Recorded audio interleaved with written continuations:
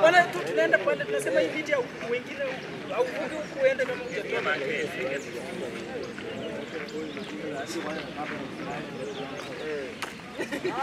Vurugi shika ndani.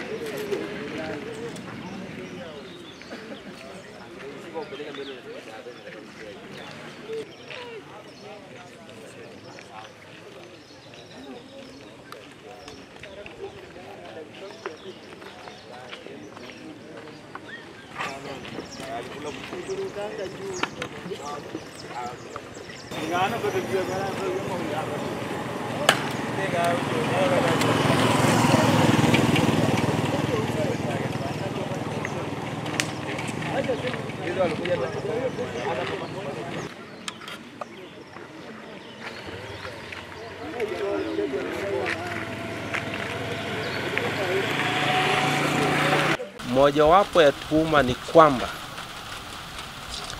eti mzee wa Kisabot akibeba fimbo, akitembea na fimbo, ambaye ni mojawapo ya vitu ambavyo viko kwenye utamaduni wetu.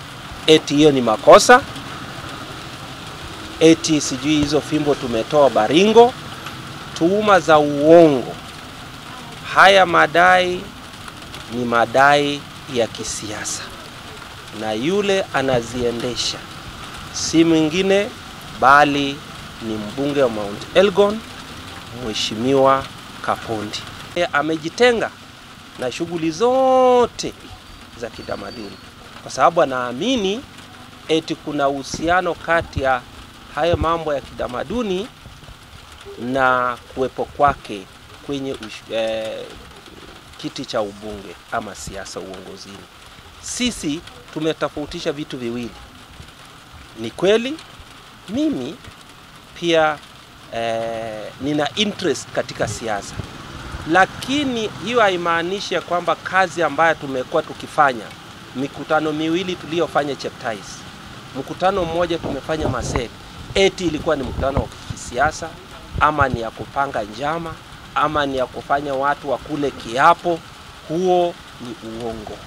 Kwa hivyo tungependa watu wote Mount Elgon wajue ya kwamba shughuli za culture, kwa mfano shughuli ambayo ingefanyika leo ambayo serikali imesimamisha ya kuondoa mti ule wa mkuyu pale shule, katika shule ya Toroso. Sasa hayo ni mambo ambayo yalisemwa na wazee wetu kama miaka 200 iliyopita. Inakuwaje mbunge leo anadai ya kwamba huo mti ukiondolewa ni yeye ameondolewa uongozini? Alikuwa wapi yeye miaka 200 iliyopita? Ndio sasa aseme ati yeye ndio huo mti. Sisi tunajua kwamba kuondolewa kwa huo mti ni baadhi ya mambo ambaye jamii yetu inataka kutekeleza ili ilete heri njema katika jamii ya Wasabo. Mimi ninapoongea hivi niko na miaka 68 na nimepiga kura zote za Mount Elgon. Tangu wakati wa Mheshimiwa Moss tukakuja kwa Mheshimiwa Kishiro. Baadaye mambo ikaja ikaharibika. Hii ni wakati vijana walichukua sauti kuliko wazee, na wakaita wazee mkate midomo. Mahali ile neno lilitokea, hatukujua kama ilikuwa ni mafundisho wale walikuwa wanataka siasa, na iliendelea kabisa mpaka ikazaa maneno mengine ambayo hayakuwa mazuri, ambapo ukiona mtaza mpaka wakati huu hawakuwa na kikao, hawana mashauri, na ndio imeleta hii mchafuko mpaka wenyewe tukaja tukarudiana between 2005 mpaka 2007, ambapo sasa unaona kwamba tukiingia tu maneno ya siasa, unaona sasa mchafuko inaanza. Mahali vijana wanatoka na ungumu na kunyamasisha wazee, ndio inaleta taabu hii yote. Basi ilipofika wakati wazee wamejitokeza, ambaye ni nyumba mbili kubwa, hao ni Orkoik, bila mwenzangu alikuwa amesema. Ukoo ya Kaptaek ambaye ni Orkoik na Kamaratiek wamekuja kutaka kutusaidia kutuliza hii laana ambayo tumejitwika kwa sababu ya uongozi mbaya. Wakati tumeanza hii mikakati, tulikuwa nafikiria wanasiasa watatusaidia kwa sababu nataka uchaguzi ulio na utulivu. Yenyewe imegeuka tena kuwa kisungumkuti. Wakati wazee wameanza sasa kututengenezea kitu inaitwa cleansing, imeanza kutafsiriwa sasa kwamba hiyo ni kiapo. Nataka niulize mchana hii, kiapo gani inakulwa mchana? Mimi nikiwa mmoja wao ambaye nimeshiriki nikicleanse watoto yangu. Hata ninapoongea hivi, nimekuja na kijana yangu ambaye ana alama ya tumbo, a victim, ndugu ya Matwagei. Pili, nimekuja na bibi ya Matwagei. Mimi nitataabika kufanya harambe. Na wanaofaidika sasa ndio wanatokeukia kwamba sisi ndio tunakula kiapo. Masaek, mimi nilikuwako. Kijana yangu amekuja hapa kuandikisha statement. Yeye ndiye ana alama kubwa kwa tumbo. Hata mkitaka kwenda piga ya picha. Anaitwa Soos Jacob. Tumeumia. Alafu sasa wazee wanapoanza process, mtu anatuambia kwamba hiyo ni nini? Hiyo sisi tunakula kiapo. Mzee, kama mimi naweza kula kiapo, kichwa imeharibika. Mimi si partisan kwa siasa, sipendi, but nataka amani. Kitu ya kuongezea kwa hiyo. Ile kitu tumekuja sasa hapa. Tunataka ile neno omegeukia hao watu wengine ya kusema kwamba wao ndio wanatufacilitate. Hii ni kazi ya koo mbili. Kamarat na Kaptaek. Na wacha watutengeneze. Wamaliza maneno yao. Kama hiyo Mkuyu ndiye analeta taabu, wacha hiyo kiti itolewe. Kwa sababu kuna vitu vingi. Ile vitu tulitoa juzi Cheptais, kwani ilikuwa ndoto? Hiyo vitu tulitoa na tunaona sasa amani imetulia. Vijana tumewaambia mwenye atakayeshika silaha, bila wazee wametuambia hiyo ni taabu yao. Ninaitwa Reverend Peter Chemaswet.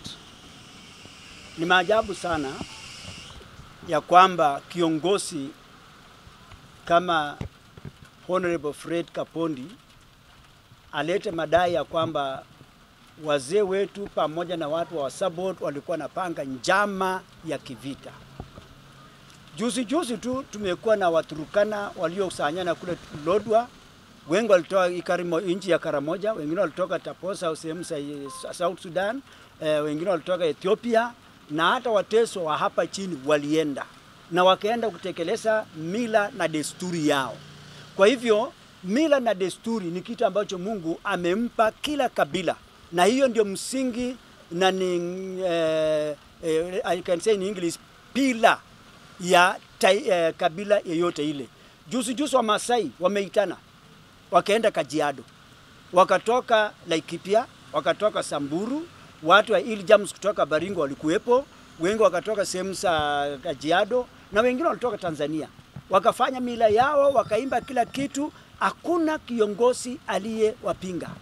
Kwa hivyo nataka kuomba serikali ya kwamba serikali iwaruhusu wa Sabot wafanye mambo yao ya kitamaduni kufuatia vile wazee yao waliwapa maneno ya kufanya, kwamba fanyeni ikifika muda kama hii.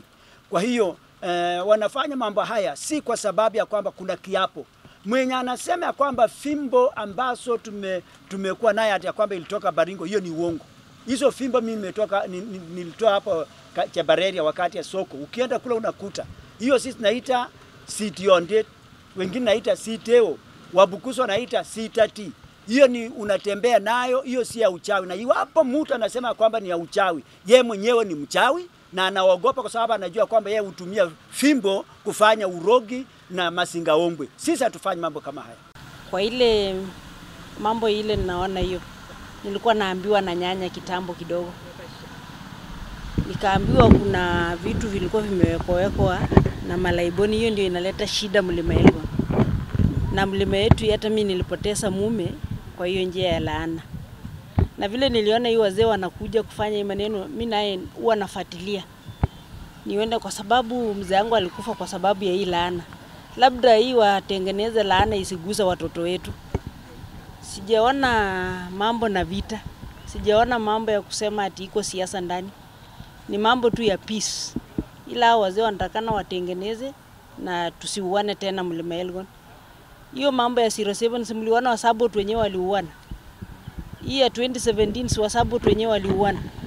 Na sisi ndio tuliumia. Sasa tulikuwa tunaomba serikali kama inaona wakubalie wazee watutengenezee, waanguze hiyo miti, kama hiyo vitu viko watoe na si tuishi kwa amani. Haina haja tukitembea barabarani watoto wetu wanakosa masomo, tunaishi maisha ya taabu na kumbe ni kitu kidogo kiko kinafanya. Ni hayo tu. Majina yako mami? Naitwa Willy Broda Kironget. Maraka Sakong. Na mimi nilikuwa civil servant.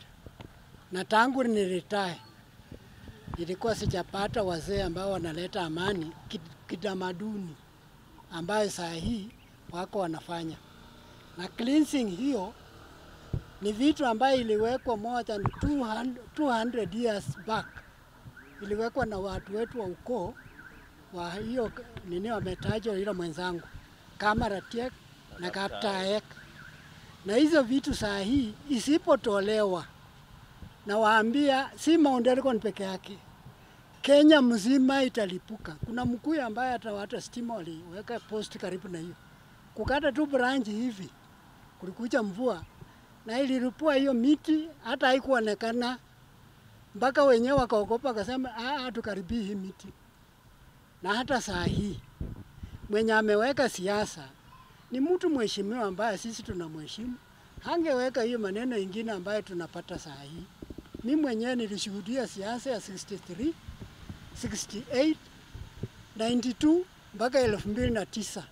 Ili nibidi nitoroke Eldoret si hapa. Walisema wazee wote wakate midomo na tulivyo tutachinja shingo. Na sasa mimi ningechinjwa shingo namna gani? Na wananiambia usiposhika silaha yetu wala vijana. Na mimi kweli nilikuwa askari. Kama huwezi shika bunduki tutakumaliza. Nikawaambia afadhali nitiende, lakini mambo yenu ibaki hivyo.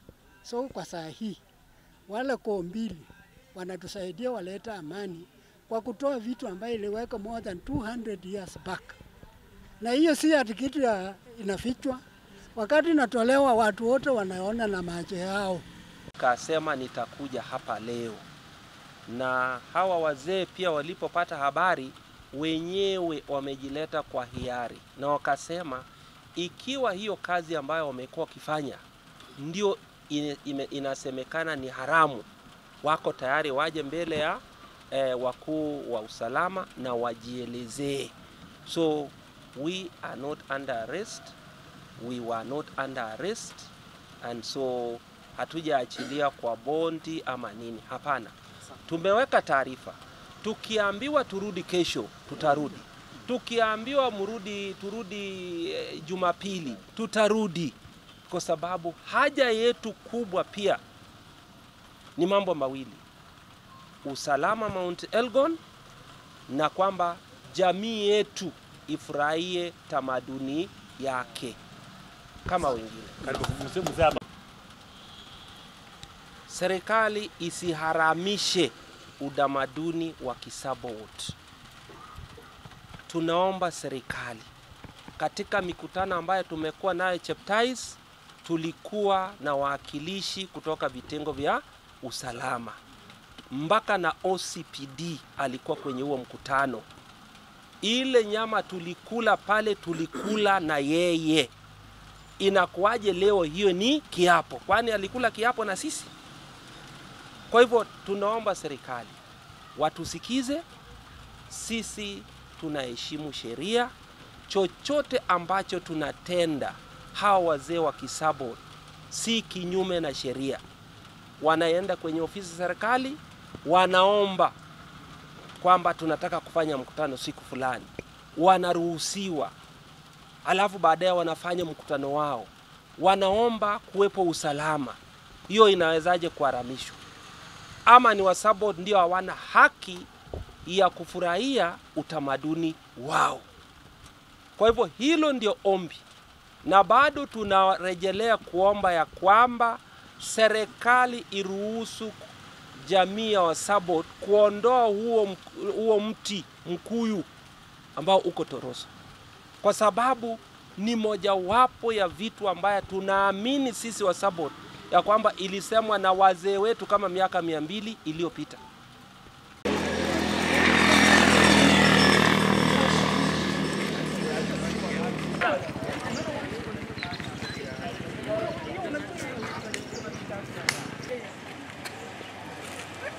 Hata masomo ingekushinda ndio unahangaika ukiambiwa hata